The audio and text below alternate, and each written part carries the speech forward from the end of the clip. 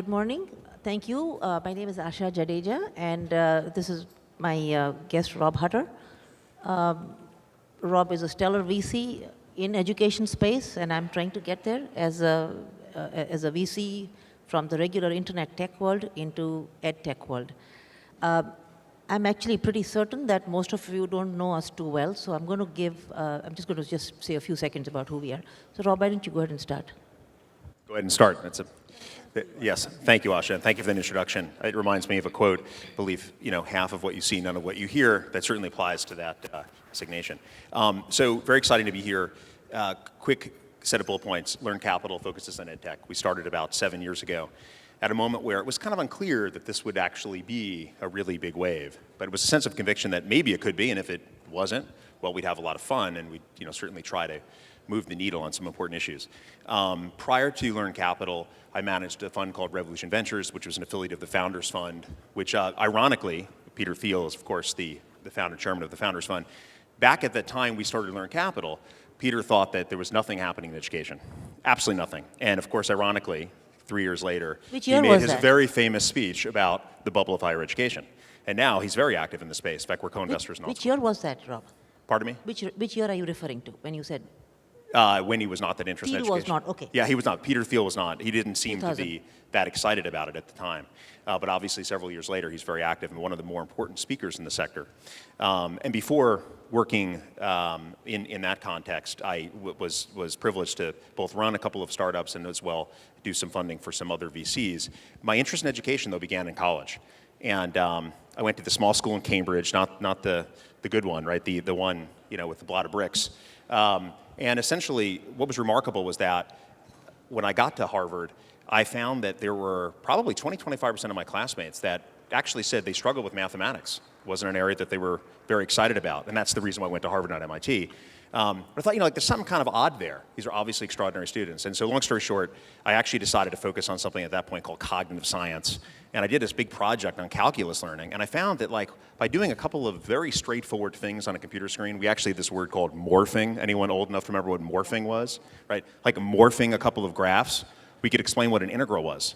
And suddenly, we found that this, in our little RCT test, we could create extraordinary differences in outcomes with a very simple set of animations. So I was convinced at that point, my goodness, IT could actually be a huge vector for change in education. So that was the spark.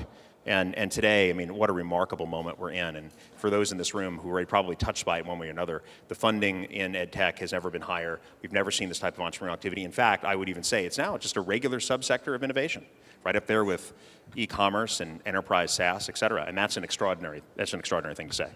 Thank you, Asha. So, Rob, thank you for that. Those of you, I'm assuming some of you know me here, but I've basically been in the venture capital world in the Bay Area for a long time now, and I've been mostly investing in the internet world. But increasingly, I feel that this is the most exciting time in history where there are serious cracks in institutionalized learning. So things like, learning only in classrooms, learning only in schools and colleges, and things like that is changing radically now. What we are finding is a serious untethering of learning from institutionalized learning. As far as I go, philosophically, I think this is perhaps the most important time in the history of mankind, where what makes us human is actually the kind of knowledge that we have and how we use that knowledge and how we get that knowledge. And I feel that in order for that knowledge to help us be our best selves, that knowledge needs to come from self-driven hunger, from self-driven learning, and from self-driven kind of exploration and failing and learning again. And that cannot help when we have somebody telling us what we need to learn. So fundamentally, I find myself drawn into the new world of EdTech and non-institutional learning, drawn into both India and the US. And I'm finding that in the third world, we have a huge advantage. So those of you here who are here, who are sort of startups from India or from Pakistan or somewhere, I think it's the most exciting time in the developing world as far as learning goes, because poverty is a huge advantage for us. We don't have to worry about legislatures. We don't have to worry about legislative, ball and chain kind of institutional barriers that we have in the US. And to my deep joy, I discovered this when I was setting up a little school in the cloud in Ahmedabad in India. And I discovered that I could just walk into a school with 600 girls and set up something I wanted to set up without answering to anybody about like, am I, is there a liability here? Is there, who should I get permission from? Can I allow only 60 kids in one classroom? Nothing mattered. What mattered was I really going to be able to set up something interesting like a school in the cloud, which by the way is is one of the programs that was kicked off actually, or really kind of taken off after TED.com gave its TED prize to Shugata Mitra for School in the Cloud. But when I set up this, I stumbled upon an extremely important learning here, which was that because of poverty, we just really don't have any kind of legislative stranglehold in the third world, and there's huge opportunity to kick off something extremely, radical and new, paradigmatic in the third world. So Rob, tell us about your experience in both, in the developing world and in the startups that might be straddling both the developed world and the developing world. And where do you see the opportunity there in both places? Yeah, so it's a great perspective, Asha. I think without any question. I mean, we heard from Esther before, the Committee of Tennis, or the 1892 Committee and so on. I mean, there really is a sense of what I call the Mount Sinai version of education. Moses came down from Mount Sinai with the Ten Commandments, and now is what thou shalt learn. Larry Rosenstock's famous quote talking about the Committee of 10 was, why do we study biology, chemistry, and physics in that order in American high schools? Well, the answer was a bunch of people gathered not so long after 1892 in a big room in Harvard University and tried to figure out what the sequence would be, and no one could agree. Because you could argue that chemistry preceded biology, et cetera. Physics was actually more fundamental. But long story short, because they couldn't agree, they basically decided to make it alphabetical. Biology, chemistry, physics, great, problem solved. And today we live with an enormous number of these sort of historical accidents, and we could go on forever just talking about those, but I won't. But you're absolutely correct that in the developed world, in the United States certainly, and in Europe, even some parts of Southeast Asia, there's different types of legislation that makes it difficult to move the needle, especially in K-12. Whereas in many parts of the emerging market economies, you actually see this openness because no one's going to stop you, as you indicated in the example you gave, and also secondarily, we are seeing a new group of world leaders who have made education their number one goal. And in fact, Rick Hanashek at the Hoover Institution recently released a very important study that was based on OECD data, which basically said this: if you actually study the type of knowledge students have, it is correlated at 0.82 R squared to GDP growth. And what's fascinating about this, and this is PISA scores, everyone saw the PISA score rankings come out in the last week, making Asia once again on the top, and Finland dropped to number 7 for those that are paying attention. What's interesting about this, though, is it used to be that the United Nations would ask, how many years of school do people have? And they found that there was no correlation. Well, it turned out that 11 years of school in Uganda wasn't as good as 11 years of school in Finland. It's an obvious point. But when Rick looked at what do kids know, how will they do on specific math and science tests, the correlation was absolutely astronomical. And so what's happening all over, I think, the emerging markets, if I could say broadly speaking, is education ministers, even presidents of countries are saying, education matters, we now know that there's a causal connection, and we want to go all out to make investments to essentially change the supply But Rob, chain. let's push the boundary a little bit, Yeah. okay? Right now, what I'm noticing is that those of us who have the good fortune to be not worried about the cost of education, right? What we do for our children is we try and impart learning to them, which helps them be happy, right? When I look at my daughters and I say, what do I want for them? I'm okay if they're not CEO of XYZ corporate world, or that they're not working in some kind of a institutionalized kind of a big workspace. If they are happy, I'm okay with that. And if they are meaningful, they have meaningful work, that's good. Right. Now, for that, learning is very different from a world where we see, huge consumption as sort of a way of being. And and now everybody knows, and a lot of studies are showing that with minimal consumption, we can still be very happy and very productive and have meaningful lives of purpose devoted to giving back. And that doesn't have to start at age 50. That can start at age 20 or even earlier. So if that's the way we see, those of us who are from the wealthy world are defining learning and education for our own kids, do we really have to wait and have a different model for the poorer sections of the world? It's an extraordinarily good question. I think it's still, you can still say if you have motivation to improve education, generally speaking, and you can mobilize resources and patterns of thought, that you could look at a way to essentially build for the first time. I won't even use the word overbuild, right? Education systems that are flexible, that involve informal and formal dimensions, that actually drive education outcomes, productivity across a whole range of values, including the value you just gave, right? Which is which is something that the American schools don't focus on for a variety of reasons. You could have a brand new system of education, generic, if we understood it this way for K-12, within the next 10 to 15 years. And it is absolutely true that we're seeing a moment where technology enables us to feel like, hey, if I can envision something, I can scale it. We never had that impulse or that perspective before. You could envision something, but to scale it, forget about it. I mean, certainly developed economies worked very diligently to try to scale many innovations, and the story up until I would argue about 15 years ago was scaling organizational innovation in education of any type was equivalent to playing the game of telephone, you know, as you do it as a kid, which is, we have this great idea, we'd like to tell you about it, and then I tell you about it, you tell someone else about it, and by the time it gets to the end of this room, no one has any recollection of what the first signal was, right, when we get and we collect it. And that's the challenge of trying to accomplish something at scale without the benefit of tech. And today, you could argue, pull an insight that's relevant for your micro context, the schooling or the system that you're attempting to innovate on, and then take that in an insight and bring it and let it blossom. And I think that you could see that particular blossom, what that flower looks like, radically different from what a school system in Santa Clara, California looks like. It could be radically different. It could be project-based learning, no textbooks. It could be focused on the economics of compassion and charity.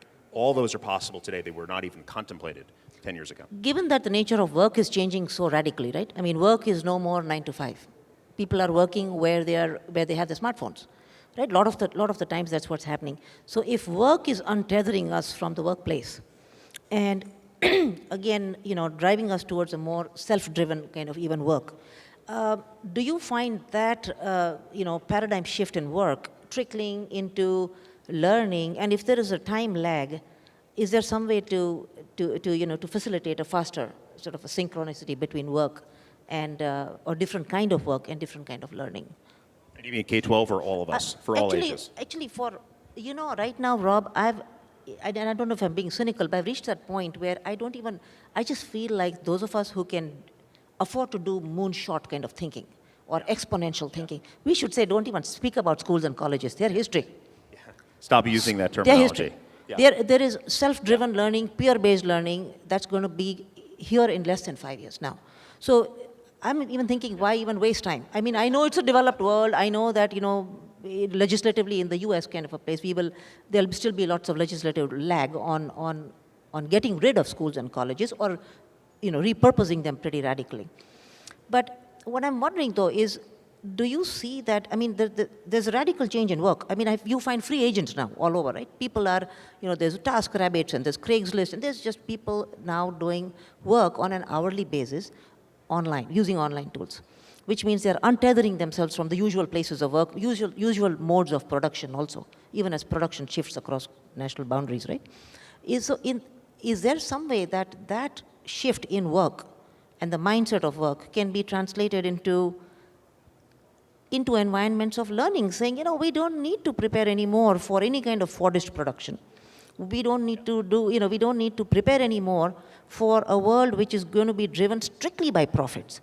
We do have more of a compassionate corporate world also emerging now, right? And so that learning can be pretty different from the learning that unfortunately we all grew up with, which is compete, you know, be the best, be number one. We don't need that anymore. And I'm finding a lot of my children actually are, you know, people of that age, people between 15 to 20, 25, are already learning that. They're saying, Mom, just don't even push us into any kind of a thinking of saying, I need to be good in math and science. Why? Why can I not do poetry?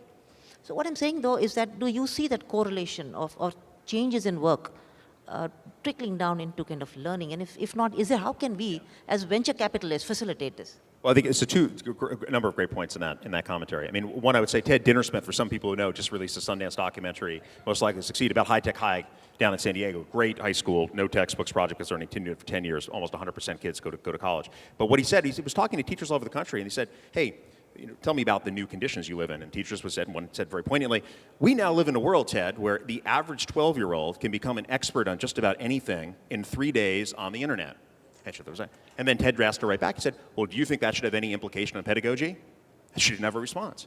And the interesting part is, we do live in a very different context, right? And the schools could be radically different. And I think one of the real weird and interesting things about education, to be clear, is that historically we've thought about education in terms of policy formats, in terms of the word should. What should we do? What should we do? What should we do? Whereas almost all of enterprises we know, and certainly Silicon Valley, tech companies that grow with hyper speed are actually about the word want.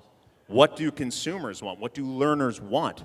Not what does some, disembodied institution sort of ask them to do. And what's intriguing is, as you move even very, very old, quote unquote, antiquated industries to a place where you can go to the want from the should, extraordinary things happen. You mentioned the free agent example. Does anyone know Adam Newman's company, WeWork? Any maybe work in it, right? Really interesting company. So Adam just did he's now, I think out of like 2 or 3 months ago, company's worth $6 billion, right? It was the shadow benchmark funding that no one knew about. In any event, he's now public and he's one of the top, I think he's number 13 most valuable startup in the world. But what's interesting about what Adam did is he said, you've got 40 million people either working as free agents or working for a company in a city where the company doesn't have an office location. So they're working from their home. They want to work with other people, naturally. Maybe the folks in this room, startups, et cetera. You know why you want to be in work. Here's what's really interesting.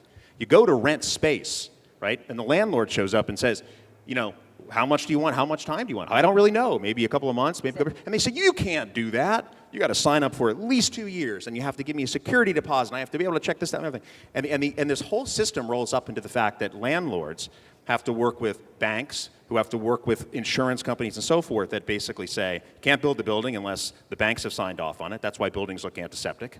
And the next thing you do is the landlords think about this in multi-year terms because that's the way they get financing. And Adam said, I'm going to buy millions and millions and millions and millions of square feet of real estate. I'm going to turn it from this antiseptic hospital-like thing that we all tend to work in, and I'm going to make it look like an Ian Schrager hotel for those that stay at the Cliff. I'm going to do this crazy design-centric view. And I'm also going to say to people, you want to rent it for essentially a month or even a week? Go to it, guys.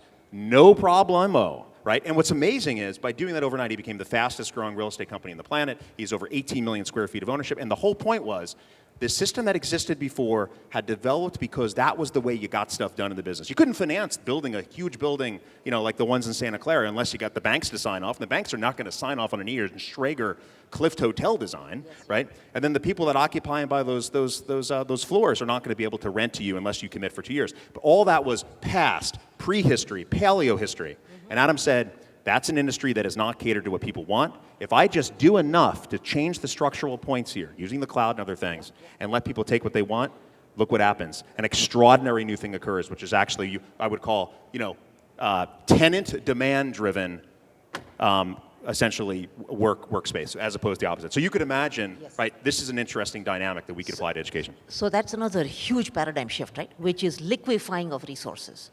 Uber and Airbnb have already done that in stellar ways. Suddenly, individual ownership of a car or for individual transport, not needed anymore. I don't drive now. I've stopped driving. Yes. I'm just Ubering it all over now, in whatever city, and I'm Ubering it in India now. Yes. I mean, in a small city like Ahmedabad, I click on Uber and I have an Uber fellow in 2 minutes. This is just a radical change in the way we live and we consume resources.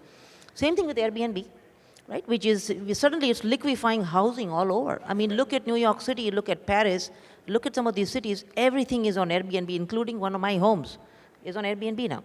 And it's amazing what's happening in terms of how that's untethering us from even this, this philosophy of owning a home. Actually, pretty soon. I mean, I think I'm this close to selling all my cars now.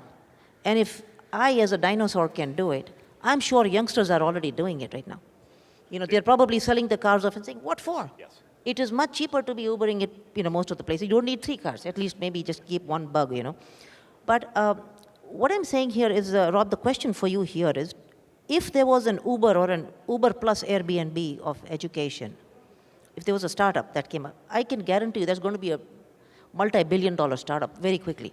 If that is happening, do you see anything in the woodworks that you know of? And if not, is there any way we can kick off something? Because this, I think, is the hottest space that I've never seen anything this important. So, and I think it is amplifying that. So those maybe read about Max Ventilla, one of our portfolio companies, just announced $100 million financing for his new K-12 chain called, what's actually K these days, called Alt School, which is innovating in a $50 billion USD private school market with an innovative model. He and others are ex-Googlers that started it along with a couple of great educators. But what's interesting about this is Alt School is still running a school. They're doing very innovative things. I won't speak a lot about it, but the point is we're now starting to see some pretty meteoric financings like that one. But the bigger question, I think, is the one you just posed earlier, which is, the fact of the matter is, if you could turn this from a push to a pull industry, right? Or a space. I won't use the word niche, sometimes that's controversial. What would happen? And for entrepreneurs in the room, begin there. I would encourage you, if you want to create a company as big as Airbnb and Uber, or as impactful as one of those two in education, don't begin by thinking of how do I enable yet some small marginal improvement in the way things are currently done. And this could be for corporate learning, university learning, even K-12, preschool, adult, lifelong, end of. What I would argue you should do is think from that perspective. Think if I had no existing massive historical precedental sort of, I would say, architecture to think through and around in this space, how would I like my learning or my capacity to access learning be arranged? And if you begin on that first principle, I think you're much more likely to create a company that's going to make an extraordinary difference in that particular mold than not. And we are, I think, starting to see companies in that vein emerge. And people talk earlier about Coursera being, very low. The reality is Coursera, I mean, to take 11 million learners, and if you only give them credit for 10% completion, we're talking about 1.1 million people learning college courses in an expansion function that's purely exponential and logarithmic. And what they're able to do from that basis point is extraordinary. But even step back further and think about not having the assumption of what school means or college means in a future that could be here as soon as 10, 15, 20 years from now. Work backwards from there, you're more likely to come up with something extraordinary, and I think the world is ready for something like that. As VCs, right, as venture capitalists, is there something that I'm actually more of an angel investor now, but you are a proper card-carrying venture capitalist. Do you see yourself playing a role of even of somebody who's creating a perturbation, right, of saying, this is what I would like to see in this new kind of a startup, which is an Uber plus Airbnb of education. And if so, how would you do that, Rob? I'm curious because I'm sure there are entrepreneurs sitting here who would love to hear what we can do as venture capitalists to really just kick off, maybe even put together founding teams, spark off these ideas and see what can happen. Are you doing some of that? And if so, tell us what you're up to in that. I think what you begin by doing, that's a great question. I think you begin by doing is making sure that, and this is very special here in Silicon Valley and places that try to emulate Silicon Valley, make sure people and entrepreneurs understand that you're willing to consider, I would say, very ambitious plans to begin with. And the best thing we can do is simply be able to write checks rapidly when we see an entrepreneurial team with extraordinary purpose. And when she comes in the room and says, this is my idea, and it seems incredibly difficult, perhaps you'd be incredulous to think this could work, we see a glimmer of possibility. We get that sense of conviction, which is always the basis of our investment decisions. We write a check immediately, people understand that we're open for business to do that. I think that's the most important thing we can do. You don't need to come to us with a plan that seems to be de-risked, with a plan that seems to be conventional. Forget about that. The more avant-garde to some degree, right? I'll certainly give you one bit. The more interesting it'll be, and I certainly think it speaks for myself and my team, at least from a hearing perspective. And I think that message is the one I would carry forward in order to encourage the funding of these ideas to occur. Do you see scaling of education much easier if we were untethered from, from the usual institutional boundaries, right? So if we were not stuck to the school model or the college model of learning, how would scaling look different, Rob? Do you see that kind of, how do you see all this shaping up? I think some of these ideas are the ones that we came, so we almost can partially define them, but really don't completely know what they're going to materialize into because we live in this world. I will say one thing, people that have spent their lives in K-12 or in college and the institutions that we know today that all of us went through, there's an enormous amount of extraordinary intention and good purpose there. And I would argue that these are institutions that tried to do the absolute best they could in the absence of any game-changing enhancements like the technology frameworks we now live in. Today is finally different, and we can do things that are radically different from what preceded us. And I guarantee, if we look at the type of disruption we're so used to here in the Valley, right, we're going to be looking back, and maybe as soon as 5 years, and saying, how did we not see it coming? How did we not see Uber come? How did we not see Airbnb? Those are typically the times of the greatest ideas, the ones where everyone could sort of hit yourself in the head and say, I could have thought of that, right? But the reality is, if you had that reaction, right, subsequent to a company getting very successful, it's almost another validation of how amazing the idea was. I think we're going to find that in 5 years, maybe 10 years. We're going to look back on something so extraordinarily game-changing, it's going to become part of the oxygen we breathe in education. Totally. I'd say more likely to see it in 10 years.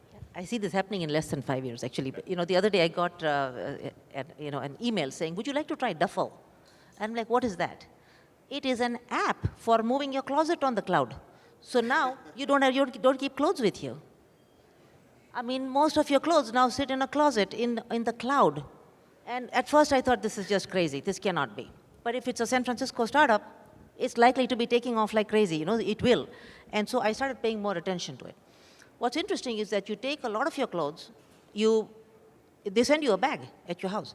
So you put everything in there, ship it back to them, and they have everything, then you just click on what you want. Let's say, let's say if you're going to Bombay, you can say, I'm going to be staying at the Hilton in Bombay. You click on I want 3 jackets, 4 shirts, whatever, 3 shoes. It's all in your hotel room before you arrive. And when you leave your hotel, you don't pack anything. They'll wash it for you and send it back up on the cloud. This is amazing.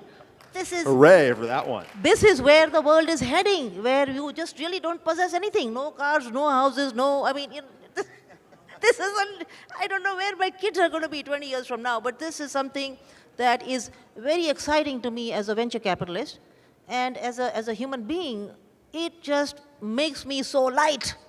I feel light and happy and free at the possibility that I will not have a car, perhaps not have a home, at least not have a big home. I might have a small apartment somewhere. And hey, all those shirts and my shoes that I've been worrying about, I don't need them. They're sitting somewhere in the cloud. I don't care anymore. So I think actually it really is a brave new world. And I really think for those of you who are in the audience who are entrepreneurs, who are looking to do startups in this space, think big now. Do not be tethered to the ideas of a school or a college or something. A lot of people say, if you've heard Vinod Khosla, he says, no hospitals. A few years from now, we don't expect hospitals. I mean, there'll be, even medicine will be distributed. So, there is how many minutes do we have? Are we out of time? Can we take one audience question? Okay, Rob, this is for you. What kind of the main criteria do you use for selecting investment, and how does an entrepreneur get an audience with you? But more importantly, let's just manipulate that a little bit. So I'm going to add up 2 questions here. From a VC perspective, right, Rob, you are there you are. Which area do you think is going to take off first? And get more investment among education system reformation as well as new platforms. Where do you see this heading, and which one do you think is going to be prioritized for sort of venture interest? Yeah, so 2 quick questions. Anyone get a hold of me. I'm at rob@learncapital.com, and I encourage people to reach out to me, and I'll try to respond as quickly as I can.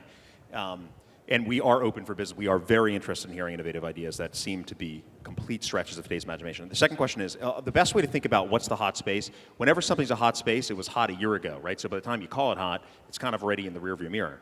I think there's so many places to innovate in education. It's a $5 trillion space. In that $5 trillion space, there are literally thousands of 10+ billion markets. There's places to innovate every possible dimension that you could even call part of the learning systematic.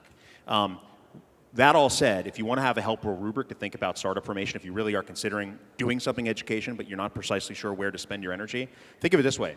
Let's go back to some of the themes of this talk, right?